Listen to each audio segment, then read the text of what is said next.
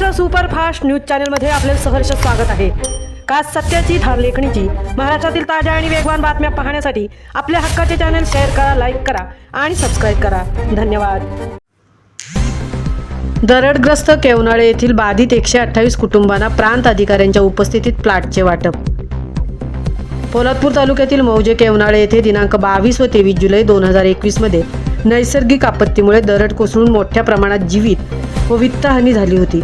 सदर आपत्तीमुळे बाधित झालेल्या 128 लाभार्थींना शासन निर्देशान्वये पुनर्वसनाकामी खाजगी जागेचे भूसंपादन करण्यात आले असून संपादन करण्यात आलेल्या ठिकाणी एकूण 128 प्लॉट तयार करून काही सोयी सुविधा पूर्ण करण्यात आल्या आहेत। उर्वरित काम प्रगतीपथावर सुरू असून पाणी, गटारे, अंतर्गत रस्ते, वृक्ष लागवड, व्यायामशाळा, मंदिर, सभागृह, प्राथमिक शाळा इत्यादी सुविधायुक्त कामाला प्रशासनाकडून गती देण्यात आली आहे। सदर प्लॉटच्या सोयी सुविधांचे काम पूर्ण झाल्यानंतर दिनांक 10/6/2026 रोजी महाडचे उपविभागीय अधिकारी पोपट ओमासे यांच्या अध्यक्षतेखाली मौजे केवनाळे येथे सोडत पद्धतीने क्रमनिहाय प्लॉट वाटप करण्यात आले असून प्लॉटचा ताबा संबंधित बाधित लाभार्थी यांना तात्काळ देण्यात आला आहे।